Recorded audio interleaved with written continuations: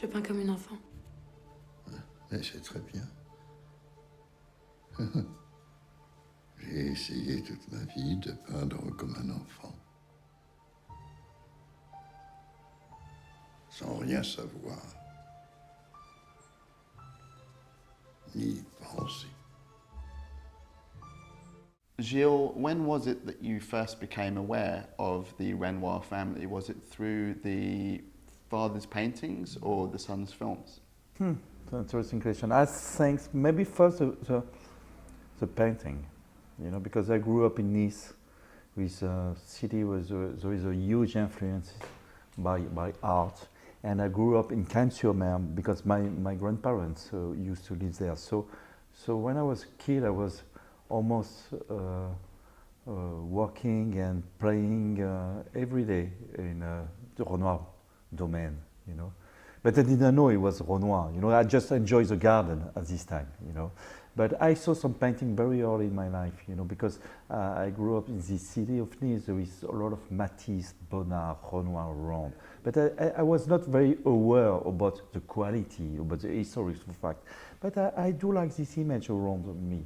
You know, so first I think I grew up with the painting, with the feelings of the painting around me, and later I knew much more about Jean Renoir, the filmmaker. So, and later the film of Jean Renoir became to be very important in my life. I imagine that it must be quite daunting to try and replicate two world-renowned artists on screen when so many critics, scholars and fans already have their idea of who they are and what they're like. So in this way, making the central figure of the film someone who is less known by history, is that a way of relieving a certain pressure on yourself? Absolutely. So the very interesting thing was the situation, because if it was about Auguste Renoir all his life, or about Jean Renoir all his life, I didn't make the movie. The good thing was to introduce inside the Renoir's world by the woman, by the girl, you know. So je me suis identifié.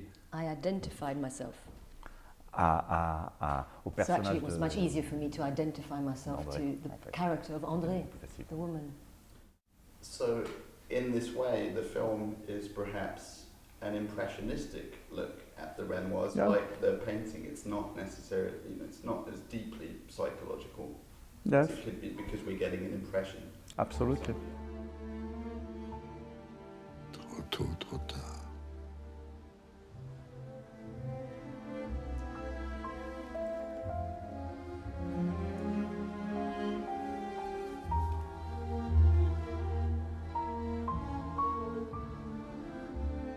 Can you tell us a little bit about the challenges of casting two icons, and were you concerned at all about trying to replicate their real-life personalities? Mm-hmm.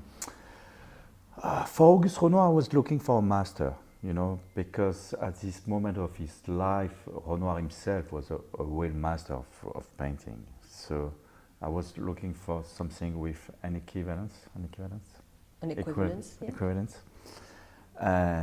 And Michel Bouquet is a master, you know. So starting with him was a very good point for the whole casting, you know.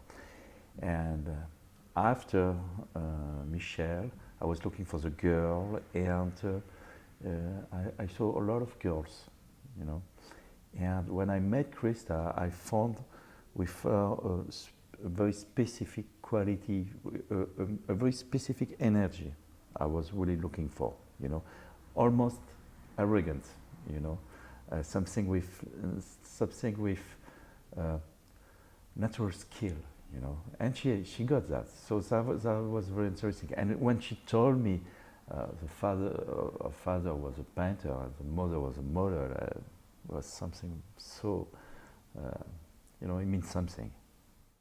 The tension of this emotional love triangle and father and son sharing a muse, it also comes from the fact that the film feels very contained. It's very housebound, and all but one scene leaves the Renoir estate.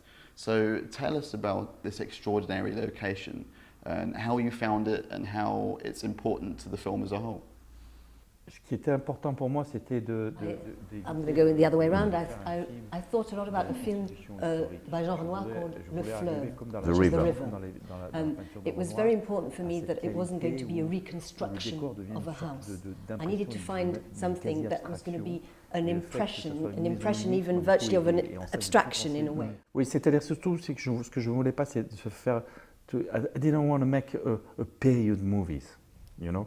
So to decide to keep a small territory, a house, a garden. It's just like if you are making a movie without time, hors du temps. Outside any time. Outside any Timeless. time. Timeless, yeah. Visually, the film feels almost like a live-action Renoir painting. Is this something that you had consciously planned beforehand? Did you and your director of photography take any direct influence from any particular Renoir paintings? En fait, par rapport à cette question, With regards to this question, I actually don't think that it's je ne possible pense pas qu'on in cinema, on screen, to reproduce paintings. They're totally two different mediums. But I can use the sensation that I feel as a spectator when I watch, when I look at a painting, and I can try and find a bridge between looking and experiencing what I experience with painting and put it in the film. So of course I looked for particular things, and there's something specific in the late work of Renoir, which is the presence of different reds. And he said something beautiful, which doesn't have a direct meaning, but he says the reds need to ring like bells.